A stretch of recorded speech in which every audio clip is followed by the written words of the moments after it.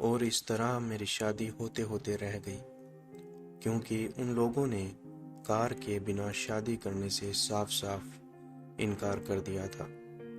इस बात से मेरी माँ को बहुत गहरा असर हुआ और कुछ दिनों में वह बीमार पड़ गई। मैं सुबह शाम उनकी हालत देखकर बहुत रोती, क्योंकि इस दुनिया में उनके सिवाय मेरा कोई और नहीं था। पापा के जाने के बाद जिंदगी में बहुत कठिनाइयां आई, लेकिन मेरी माँ फिर भी मुझे पापा की कमी महसूस नहीं होने देती थी। और जब जब मेरी माँ ही बीमार पड़ गई तो पापा की कमी एक बार फिर से मुझे महसूस होने लगी। एक रात माँ जब सोई तो वह कभी नहीं उठी। मैंने जब माँ को सुबह उठाना चाहा तो उनकी गर्दन एक तरफ लुढ़क गई। मैंने जब माँ को हिलाया, जोर जोर से हिलाया, तो माँ ने कुछ नहीं कहा।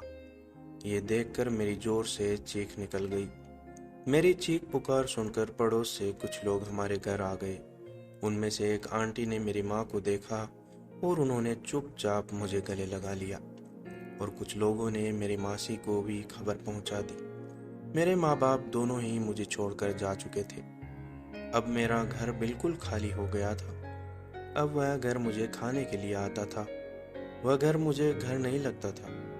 मैं अपनी माँ के मरने का कसूर अपने आप को मान रही थी, क्योंकि मेरी शादी ठुकरा दी गई थी, जिसकी वजह से मेरी माँ बहुत गहरा असर हुआ था और वह चली गई। मैं जानती थी मेरी माँ को मेरी बहुत फिक्र थी। जब उनकी रूह निकाली गई तो उन्होंने ऊपर वाले के सामने हाथ तो जोड़े ही होंगे। ये सारी बातें मेरे मन में चलती रहती थी। अब तो सुबह सुबह वह आवाज़ भी बंद हो गई थी जो मेरी माँ कपड़े सिलते हुए अपनी मशीन से मेरे कानों को सुनाया करती थी। अब माँ का शौक पूरा हो गया था। घर से सभी रिश्तेदार चले गए थे सिवाय मौसी के, लेकिन किसी के मुंह से मेरे बारे में एक शब्द भी नहीं निकला कि घर में अकेली लड़की कैसे रहेगी। इन हालातों में भी मेरी मौसी ही मेरे साथ खड़ी थी और वह मुझे अपने साथ अपने घर ले आई। मौसी ने जितना भी हमारा साथ दिया था वह मैं इस जन्म में कभी भी नहीं भूल सकती थी। मैं चुपचाप मौसी के साथ उनके घर चली आई। जब मैं मौसी के साथ उनके घर के अंदर आई तो सामने ही कुर्सी लगाए मेरे मौसा जी बैठे थे। मुझे देखते ही उनका माथा सिकुड़ गया, लेकिन उन्होंने कुछ नहीं बोला। मेरी मौसी के घर में दो ही कमरे थे। एक कमरे में मेरी मौसी और मौसा जी रहते थे, दूसरे कमरे में मौसी ने मेरा सामान रख दिया। मेरे पास सामान के नाम पर कुछ नहीं था, बस कुछ कपड़े थे पहनने के लिए। उसके अलावा मेरे पास कुछ भी नहीं था। मैं दूसरे कमरे में आ गई तो मौसी भी अपने कमरे में चली गई। कुछ देर बाद मेरे कानों में मौसा और मौसी की लड़ने की आवाज़ आई। मौसी उनसे कह रही थी अनाथ बच्ची समझकर ही मुझे इस घर में रहने दे, लेकिन मौसा उनकी एक भी नहीं सुन रहे थे।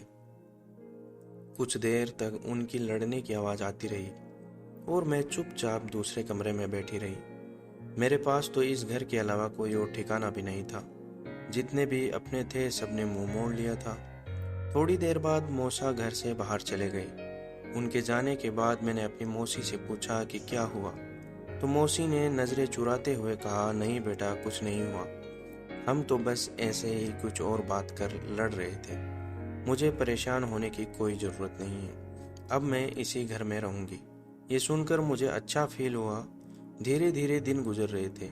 अब मैं मौसी के साथ उनके घर पर ही रहने लगी थी। उस दिन के बाद से मौसा जी ने मेरी मौसी को दोबारा कुछ भी नहीं कहा था। मेरे बारे में उनका व्यवहार भी मेरे साथ बिल्कुल ठीक हो गया था। वह मुझे घर से निकलने के लिए नहीं कहते थे। मेरे लिए इतना ही काफ़ी था। मैं जो अपने घर में कभी काम नहीं करती थी, मैंने मौसी के पूरे घर की जिम्मेदारी संभाल ली थी। हालांकि मेरी मौसी मुझे घर के काम करने से रोकती थी और खुद काम में लगी रहती थी। मुझे यह अच्छा नहीं लगता था किसी के घर में रहकर आराम करूं, इसलिए अब मैं पूरे दिन घर का काम करती रहती। एक रात जब मैं थक हार कर सो रही थी तभी शेष कहानी भाग 4 में। दोस्तों, आपको मेरी कहानी कैसी लगी कमेंट करके ज़रूर बताएं। चैनल पर नए हैं तो चैनल को सब्सक्राइब ज़रूर कीजिए। धन्यवाद।